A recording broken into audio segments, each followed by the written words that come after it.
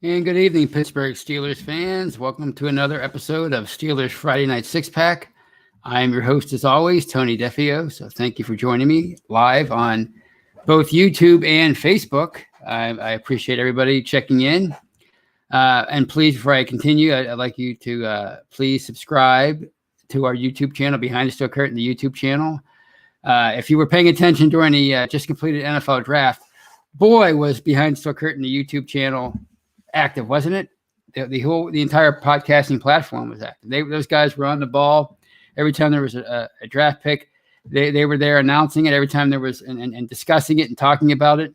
Of course, there were the shows afterwards that reviewed it both on both live and in audio only form, and you can catch all those each and every week. We bring you countless podcasts each and every week. You're never at a loss for content at Behind the Steel Curtain, whether it's on the editorial side, the written word side, or podcast. And you can check out all of our podcasts on any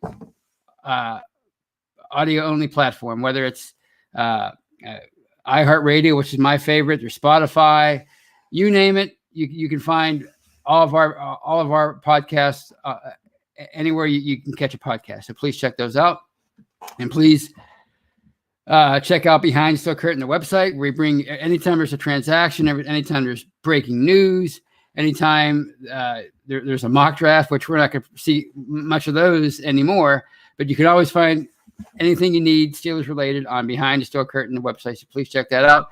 It's your one-stop shop for all your Steelers needs. And thank you to everybody in the live chat for joining me. Team Money, my man Terry, my good friend. I was just hanging out with him last night. We were talking sports and talking everything else. Jeff Dunn, Ryan O'Toole, Steelers Pittsburgh, just me, Jared Devil. You guys are all awesome for checking in tonight. Did I miss anybody? If I did, I'll catch you later. But I appreciate you all for checking in tonight, and I hope we have a great show. Actually, I know we're going to have a great show. I'm predicting that right now. Danny Owens, Bert Tavares, who says aloha from Maui. I wish I was there right now. I'm not going to lie. So, what do you want to talk about tonight? I know what you want to talk about. You want to talk about the NFL draft, right? Can't get enough of it. Even though it's in the rearview mirror now. The actual selecting of the players is in the rearview mirror. Now we're discussing the how the Steelers did, and I think they did a good job. But then again, I always do. I always think the Steelers do a good job in the draft. Rarely do I walk away from an entire draft class thinking, what were they thinking? What were they doing? What was your thought process with this draft? It doesn't make any sense. Usually there's a plan. A lot of teams don't have a plan when they go into a draft, but you can tell the Steelers do. You know, for as much as Kevin Colbert likes to say they don't draft for need, they draft for want. That's his famous saying. We don't draft for need, we draft for want. They draft for need, you know. Every team does. That's what the whole draft is all about. It's about finding players that can come in and help your team right away, usually at positions that need upgraded. You know, and the Steelers, they usually follow a theme in their draft. I think that's fair to say. If you go back and look, 3 years ago, 2018, they went into that draft looking for the next Ryan Shazier, somebody that could come in and be that dynamic inside linebacker in the middle of that defense. And all three guys were gone. The top three guys were gone by the time Pittsburgh was on the clock at 28. So they went with Terrell Edmunds, sort of a hybrid defender, somebody that they thought could be a jack of all trades in that secondary place, safety primarily, but also dime linebacker, nickel, cover tight ends. You know, so they didn't get the inside linebacker that they wanted, but they found themselves a pretty athletic safety. Jack of all trades, if you will. Swiss Army knife. Who said that? What famous guy said that recently? Anyway. And then 2 years ago, they were clearly looking for the next Ryan Shazier. That was their mission. They were on a mission for that, and they traded up the draft Devin Bush. Last year, the theme was heading in to the draft, the 2020 draft. They needed to find several players who could provide depth right away at different positions, and also possibly take over as starters once some of their veteran players left via free agency.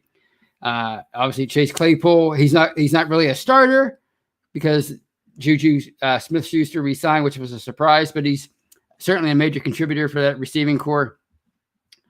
Kevin Dotson, who they drafted in the 4th round, he's now your starting left guard heading into 2021 in place of Matt Filer. Alex Highsmith, who they drafted in the 3rd, I'm going backwards, who they drafted in the 3rd round. He's taking over for Bud Dupree, who left to sign with the Titans. So there you go. This year, 2021, the theme was clearly they had to find players who could come in and possibly start right away at various positions. We've talked about this. Offensive tackle, center, running back, tight end, cornerback, inside linebacker. There were any number of directions they could have gone with their first pick, their first few picks.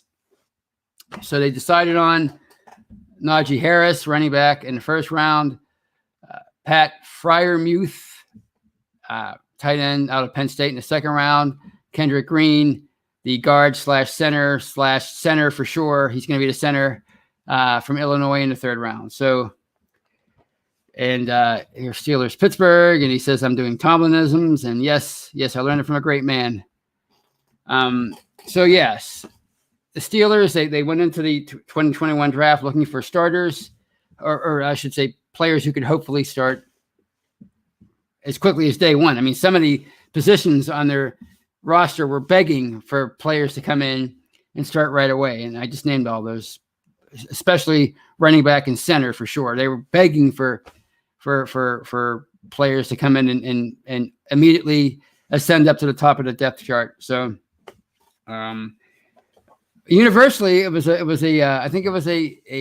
well-received draft with the Steelers. What they did last week, I think it was generally well-received. I mean, there were people who didn't like the selection of Najee Harris, the running back. There are some people who they just that's the hill they're going to die on no matter what. And they're convinced that you never ever draft a running back in the 1st round. A lot of those people are kind of into analytics, and if you remember back in the day with baseball, sabermetrics. Now it's analytics, and the odds are you don't draft a running back in the 1st round because it's been devalued, and a lot of those players flame out after 4 or 5 years because it's such a demanding position physically, and you just don't do that. But you got to look at the nuances of sports. You got to look at more than just the numbers. And before I get to that, Just Me has a $5 super chat, and thank you, Just Me. And she says, "What new picks will start this year?"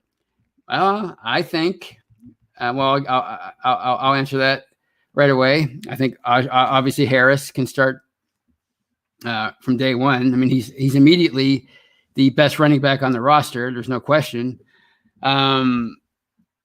Kendrick Green certainly has a great chance to start at center because, what's his name? I already forgot his name. CJ Hassenauer. I mean, he's a development. He's still a project. BJ Finney is a veteran who has position flexibility at both guard and center, and he was at one time deemed a very valuable player. And a lot of people thought he could start in this league, and he tried that last year, and it didn't work out for him. Was it just a bad year, or can he continue the success that he once had in Pittsburgh upon his return here? I don't know, but I think Kendrick Green certainly has a chance. And the tight end from Penn State, Freiermuth, who I'm gonna have trouble with that name, like a lot of us will, but he's not going to start per se because Eric Ebron's at the top of the depth chart. But with Matt Canada, with the new offensive coordinator, from what I understand, a lot of his schemes require 2 tight end sets. So you look at the people behind Ebron, it's guys like Zach Gentry, the 5th round pick 2 years ago, and he really hasn't made a dent at all so far in his very brief career. So Freiermuth has an excellent chance of coming in and contributing in a big way right away. As far as being a pass catching weapon, and a blocker. He's not considered a great blocking tight end. He needs some work in that regard, but he certainly fits the mold of a Heath Miller, Bruce, Rob Gronkowski. Can't say names tonight. One of those kind of tight ends, a tight end who can be a weapon downfield, but it can also has the potential to be a decent blocker for the run and pass protection. So those three for sure. But even a guy like Bobby Johnson out of Texas A&M, the second fourth round pick, the inside linebacker. There's somebody that you think, okay, he's a project. He's somebody who's not going to contribute right away, with the exception of special teams. But if you look at the linebacking core, how it's constructed, obviously you have Devin Bush coming back from the ACL. He's the centerpiece of that defense. But then the other inside linebacker, Vince Williams, he's a veteran. They brought him back after cutting him. They brought him back at a reduced price. And then Robert Spillane, a lot of people were high on him after he came in and filled in for Bush last year and did a decent job before he got hurt at the end of the year. So it's easy to look at that and think, well, there's no way that any rookie, any fourth round pick anyway, is going to be able to come in here and start in his first year. But you never know. Bobby Johnson might have a opportunity to come in and turn some heads right away. It's obviously it's very early, and it's easy to talk in absolutes about these draft picks. So I'm trying to avoid that, but he certainly has a chance. So I think those four right there, obviously in the punter, Presley Harvin, the 7th round pick, if that's considered a starting position, which I guess it is, he has a chance to come in and contribute right away if he beats out Jordan Berry, which a lot of people are praying to the football gods that happens. So I think, with the exception of the punter, the four that I mentioned have a chance to come in and start right away. Nothing's guaranteed. They might all be total bums. We don't know. That's the thing about the draft. That's what's so intriguing about it. But a lot of people getting back to the running back, getting back to Harris. A lot of people were just absolutely convinced that you don't draft a running back in the first round. And I don't think you can ever say never, if that's the right grammar, when it comes to the NFL draft or any component of your franchise in any sport, as far as building a roster or any kind of schematic philosophy. Never say never.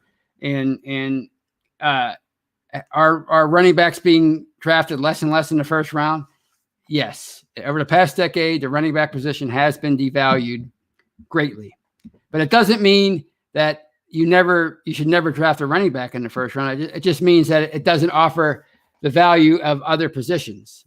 But my feeling about draft value is what good is it if at any position, if that player turns out to be a bum or a stiff and never amounts to anything. I mean, you could talk about great draft value at whatever round.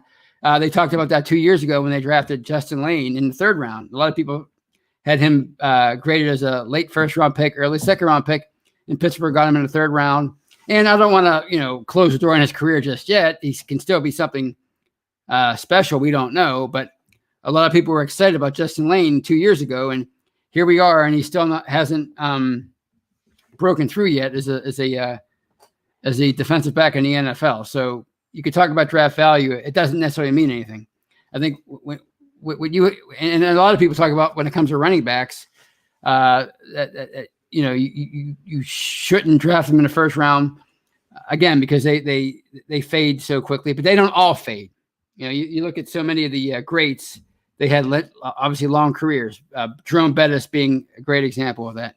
Franco Harris, current running backs. I think they're still current. Adrian Peterson and Frank Gore. So not every running back fades. So you can't approach a draft thinking, okay, this is the best player on our board right now, but he's a running back. And even though we think he can make the greatest impact for us right away, and even though we think he can make our backfield so much better, and even though we think he can come in and be head and shoulders the best player at that position, we shouldn't draft him because we're afraid of what might happen 5-6 years from now as far as his longevity is concerned. as far as his durability, because you just don't know. You don't know. You can talk about the numbers, and sites like Pro Football Focus, they're all about the numbers, and that's it. You don't. They even said the other day, you don't draft if you draft the running back in the first round, it's an automatic F as a grade. I think it was Lance Zierlein said that talking about Pro Football Focus.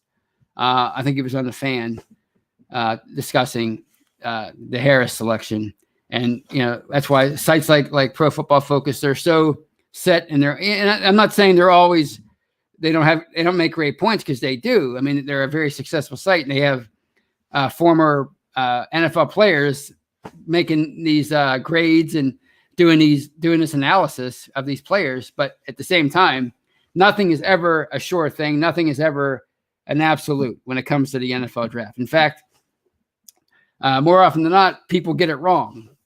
Both in a good way and in a bad way. They miss on good players and they miss on bad on bad players that they thought were going to be good.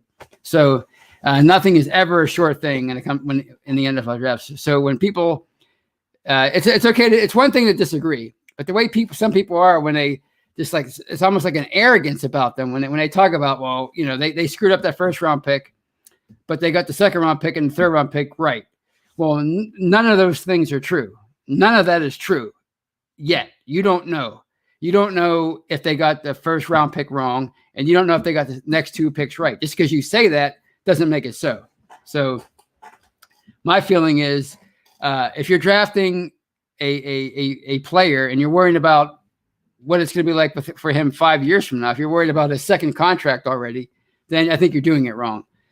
I think you have to pick the best player on your board that you feel can come in and obviously address a position of need and help your football team right away.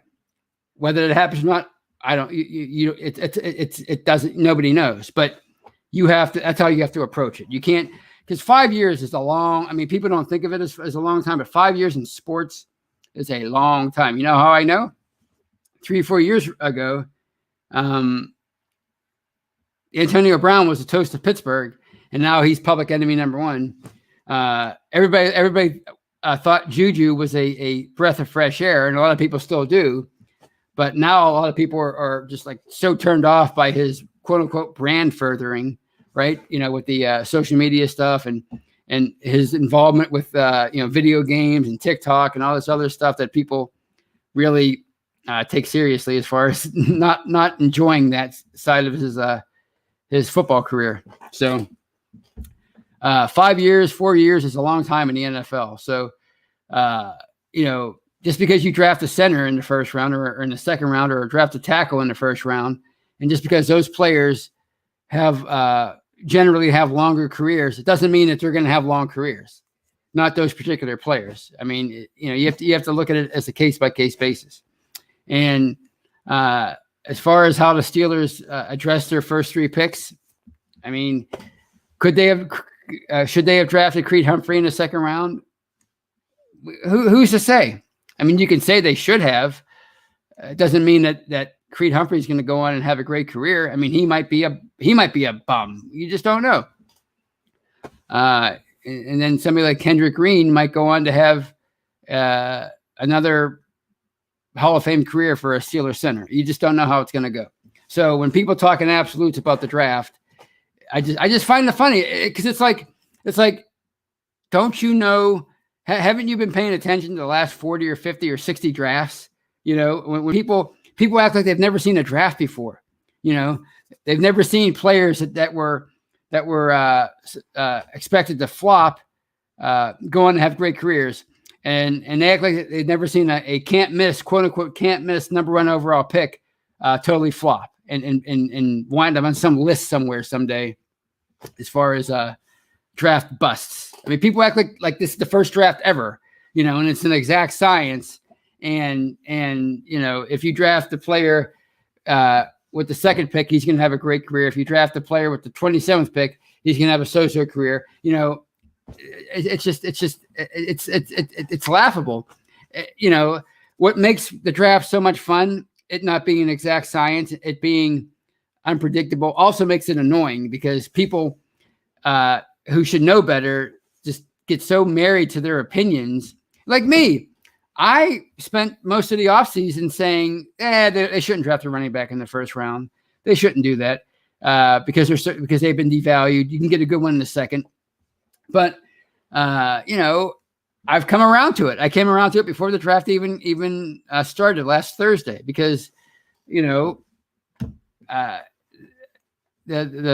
running back class, it was basically a three-headed monster. And after that, there were still some good players who had potential, but it didn't mean that they were necessarily as good as those top three. And I think in a lot of ways we've gone in the other direction when it comes to how we view running backs. I think it's easy to get into that group think to fall victim to that and go, okay, you can find a running back in any round. And you can, but it doesn't mean that some aren't more special than others. And there's generally a reason why some players are ranked, at the top of a list, and others are in the middle, and others are at the bottom, because the ones at the top they usually have the physical attributes and the character traits or whatever you want to, the whole ball of wax, the whole package that you're looking for in a great football player. So I think overall, the Steelers did a good job. It doesn't mean that this class is going to amount to anything. They might all be out of the NFL within 5 years, like the 2008 draft class, which basically there was nobody left by 2013, if you remember that era. So it doesn't mean anything. All you can do if you're a fan is hope that your team addresses positions of need, doesn't reach dramatically, and the draft makes sense. And I think you could say that about the Steelers draft.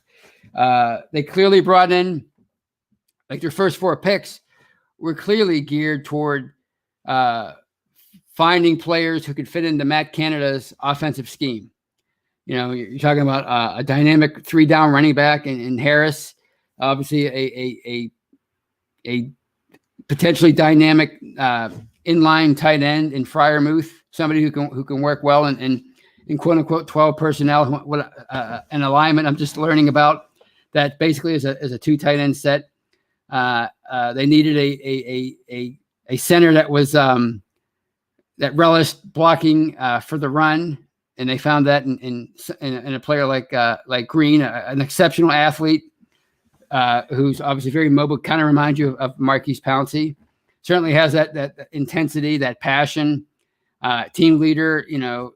Just love that pick. And Dan Moore from Texas A&M, who another polarizing pick. A lot of people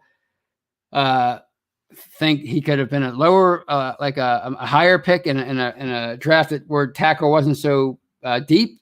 A lot of people thought that they could have got him in the 6th or 7th round. So, but either way, he's another player that relishes run blocking, and somebody that might be able to come in and fit into Matt Canada's scheme. So when you're talking about their strategy and how they addressed parts of their roster, I think you have to love what the Steelers did. So on that note, I think I will take a break. And when I come back, I will talk more about the draft. I'll talk some more about a little bit about the secondary and some issues with that. And I'll take your questions and comments. So please come back for part 2 of this episode of Steelers Friday Night Six Pack.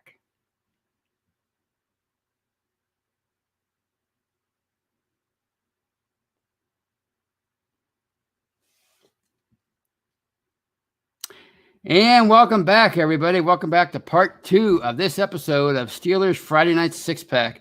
If you're watching me live on YouTube and Facebook, thank you for sticking with me. If you downloaded part 2 on the audio side, I appreciate that. I thank you for downloading the second half. And before I get into the second half of the show, I just want to pull up a comment a question from Jeff Dunn from Facebook, and he says, a lot of motion, 2 tight end sets, Ben under center. Well, those first 2 are certainly a staple of Matt Canada's offense, and you could take that to the bank because he loves motion, as we saw earlier in the year, when he was the quarterbacks coach, and his fingerprints were not on the offense. A lot of jet sweeps, a lot of motion. Then that kind of went away as the year went along for whatever reason. There's a lot of speculation for why that went away, but it definitely went away. And of course, the two tight end sets, absolutely. Ben under center, that's a different story. I don't know. I mean, I think we can all agree that Ben's not that fond of being under center anymore. I think he certainly has a fondness for taking the snap out of shotgun formation. So we'll have to see. I mean, he is 39 years old. He is, like a lot of quarterbacks of his stature and his longevity, set in his ways. He does have a lot of influence. He does have a lot of power within the organization. So we'll see just how much of Matt Canada's scheme is implemented in year one when the old gunslinger is still here, and how much is left out and maybe saved until the old gunslinger rides off into the sunset, so to speak. So the first two, Jeff, definitely. The last one, I don't know. I wouldn't bet. I wouldn't bet on it. That's for sure. At least not right away.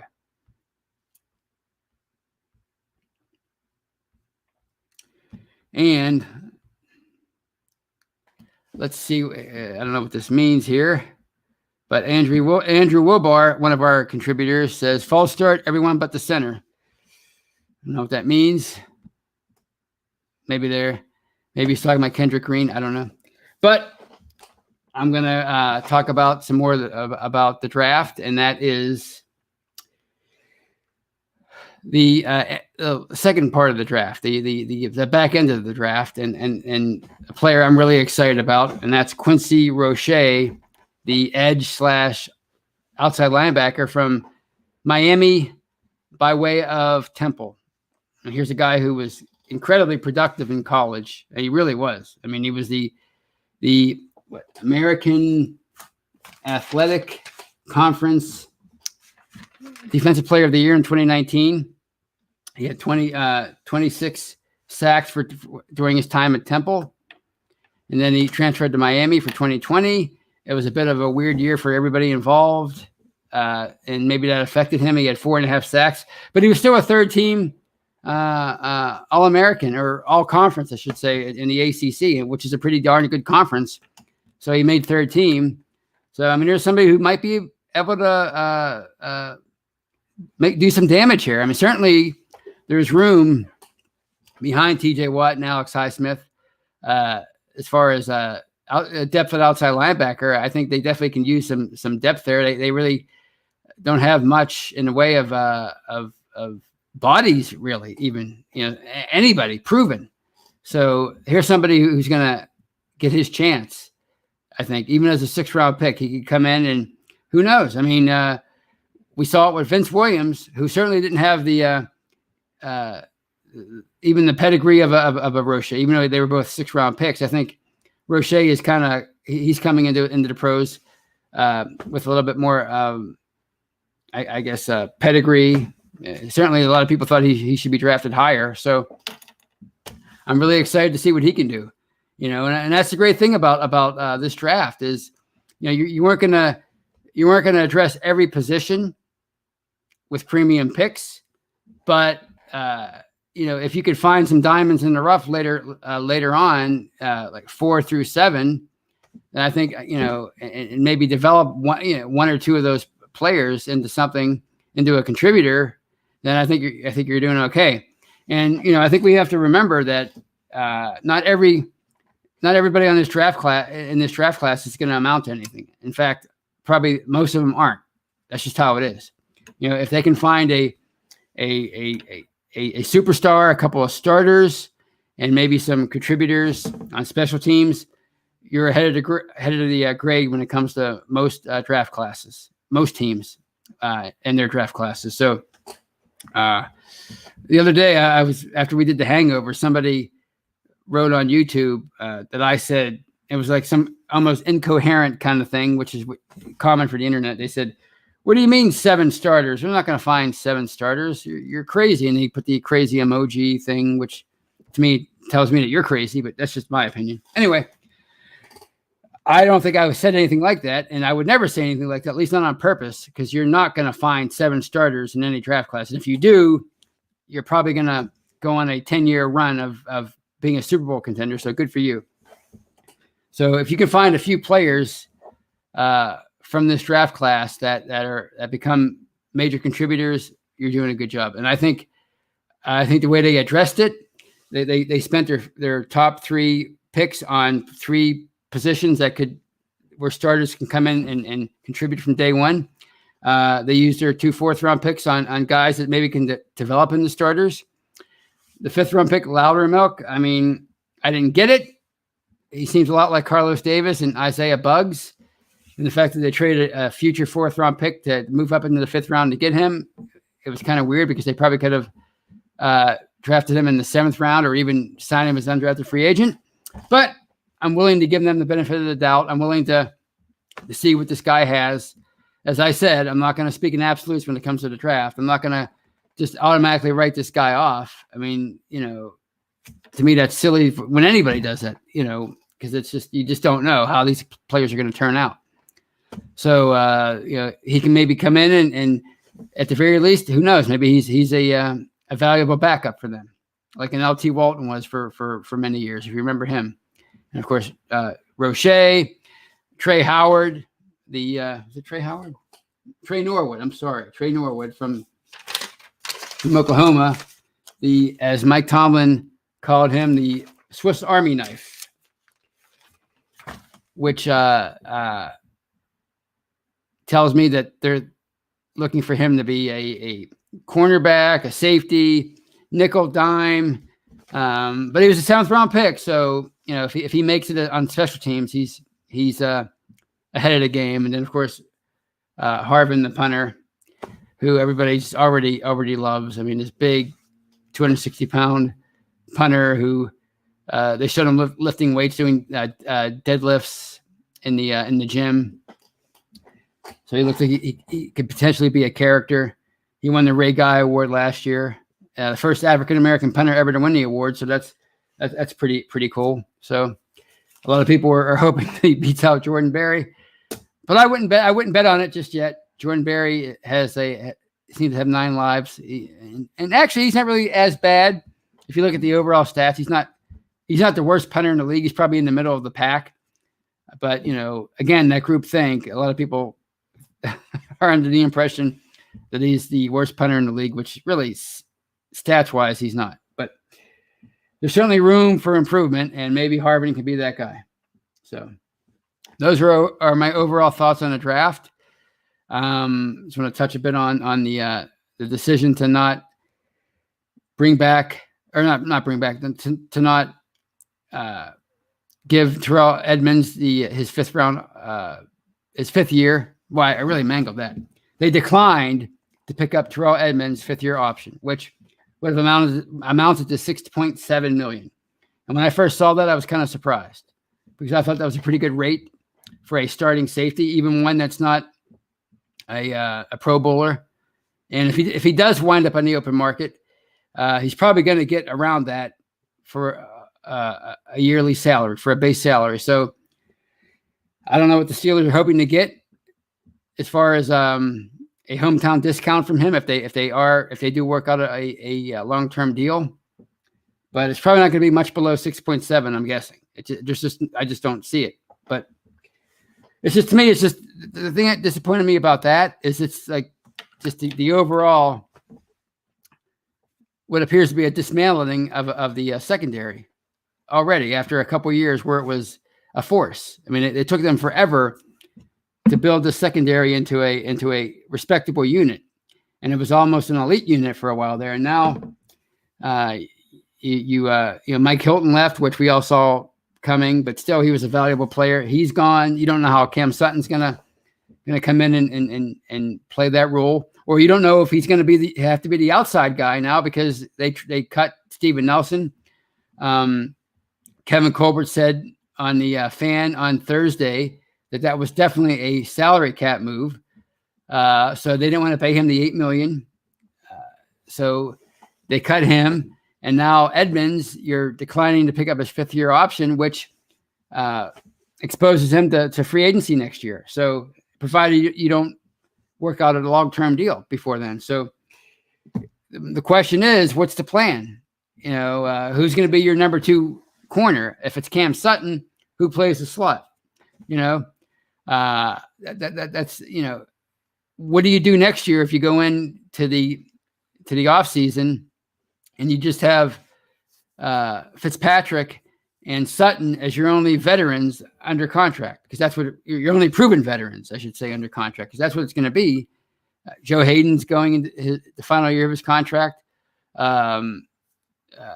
You're not picking up Edmonds' final year. So what's the plan? You don't have much on the roster right now, at least in terms of proven players. People were excited about James Pierre, but he's unproven. Justin Lane is obviously unproven. They don't have much in the way of safety depth. They signed Arthur Millette from the Jets, previously of the Jets, today on Friday, actually. He's a nice veteran, but he's not somebody who you would think would project as a long-term answer as the starter. As far as guys like Miles Killebrew, I mean, he's mostly a special teams guy up to this point of his career. So you don't have much there. So what's the plan? You could talk about all these undrafted free agents they brought in, guys like Shakur Brown, and that is quote unquote great draft value to get a guy like that, because he was the highest rated defensive back in the Big Ten according to Pro Football Focus in terms of coverage, anyway, coverage grade. But still, he was an undrafted free agent. And Mark Gilbert, undrafted free agent, another defensive back from Duke. Lamont Wade, a safety from Penn State. These are nice. It's always exciting when you find undrafted free agents that perhaps should have been drafted, but they're still, you had all these teams that passed on them in the draft. So why did that happen? There has to be a reason. So, it's funny. People talk about guys like this as potential future starters, yet they freak out when you draft a running back in the first round. So it's kind of funny. So that's just, I'm a little concerned about the Edmonds thing, because I think, a lot of people, I read when I wrote my article, somebody said he stinks. He does not stink. He might not be Troy Polamalu, but he doesn't stink. They rely on him to do a lot of things. They relied on him last year to cover the tight end specifically. So at least that's my understanding. So that serves a valuable role right there, because they've had so many problems with that over the years. So he doesn't stink. The question is, who can they, if they can't sign him to a deal, who can they bring in to replace him, and what will they have to pay? Because guys like Sean Davis, when his first foray into free agency back in 2020, he got a deal for $4 million a year. I mean, you're talking about saving $2 or $3 million in 2022, I guess it would be, to bring in a new safety. Is that really worth it if it's a major downgrade? I don't know. So those are my thoughts for tonight, and I will end the show by taking some questions and comments. So let's see what you guys have. And here's Ben Tavares, and he says, Nelson, 1-year deal. And I wouldn't mind that. And, again, people talk about him being average. I think it's a little revisionist history, because he spent his 2 years here getting pretty decent reviews by just about everybody. And all of a sudden he leaves and he's average, which is not true. If you can get him at a reduced price, I think you should go for it, because it's not easy finding starting caliber corners in the NFL, especially the Steelers. So if they can find a way to mend defenses with Steven Nelson, even for one more year, I think they should really seriously do that. So let's see what we have here.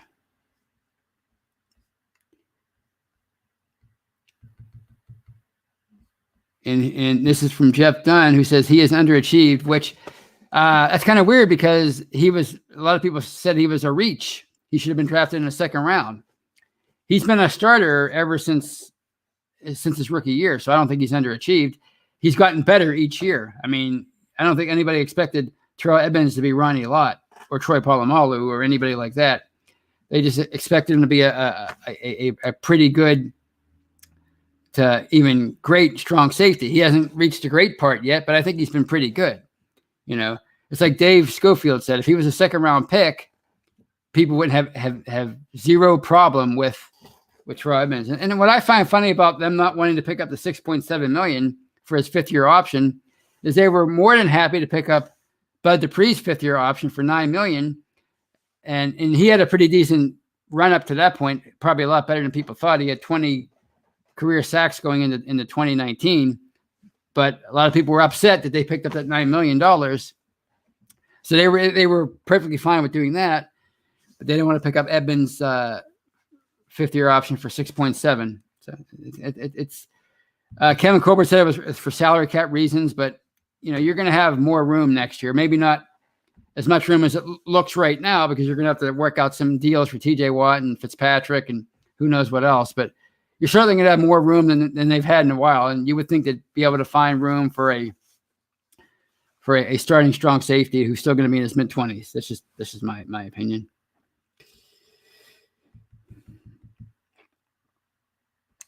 Let's see. Here's one from Donald Nolan. He says, Tony, between all the DBs you just mentioned, do you think we got a guy that can fill the nickel dime role to keep Sutton on the outside? I don't know. A lot of people were excited about Shakur Brown. I mean, there's somebody, I don't know if he can play the slot. I don't know what his strengths are as a corner. I just know that he graded pretty highly, and he was projected to go in the middle portion of the draft. People were talking about Antoine Brooks being able to fill that role. The guy from Maryland who they drafted in the 6th round last year. Somebody I didn't even consider, but he was also considered somebody who didn't necessarily have a position. So maybe he's another jack of all trades, Swiss Army knife who can fill that role. I don't know. That's the great thing about the NFL is so many of these draft picks, they make great leaps from their first to second year. Maybe Antoine Brooks can be that surprise guy to do that. As far as the new guys, I don't know. I mean, this Arthur Millette, if I'm saying his name right, I know he has position flexibility. From what I saw on the internet when I researched him before the show, he's played some safety, he's played some corner in this day. So maybe he's a possibility.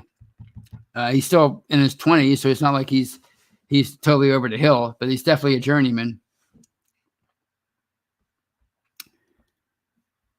Let's see what else we have here.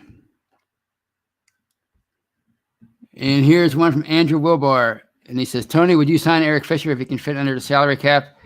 An O-line with Fisher, Dotson, Green, DeCastro, and Banner sounds really good. I know he was the first overall pick not long ago. The only question about him is why the Chiefs cut him. I know he struggled mightily last year. At least the Chiefs line did.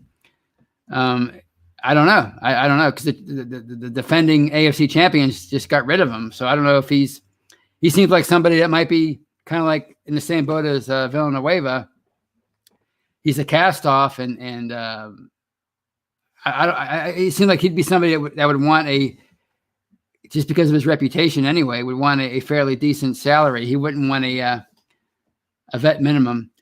I don't know. I think honestly, I think they're committed to finding out about Shooks and Banner, and if they can't make it work, then you have Joe Haig as the backup and somebody that who's a veteran who could man either one of those positions if they needed him to, at least for the rest of for the majority of the 2021 season.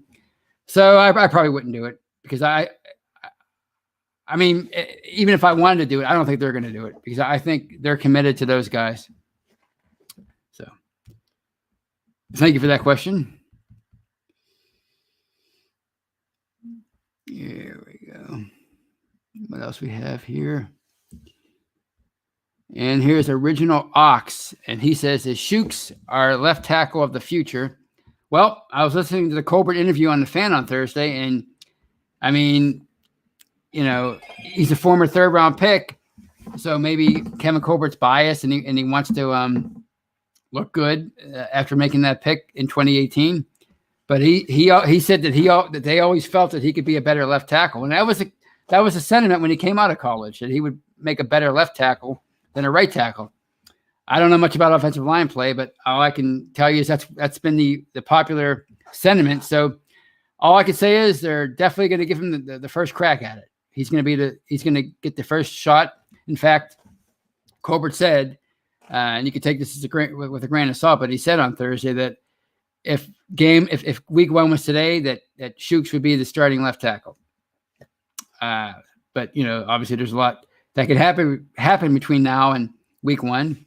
Like Andrew brought up, you signing a veteran like an Eric Fisher.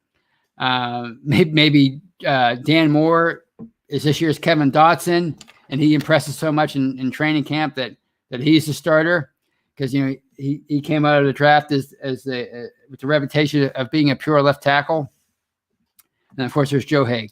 So I don't know. Overall, I really like what the Steelers did, and I'm looking forward to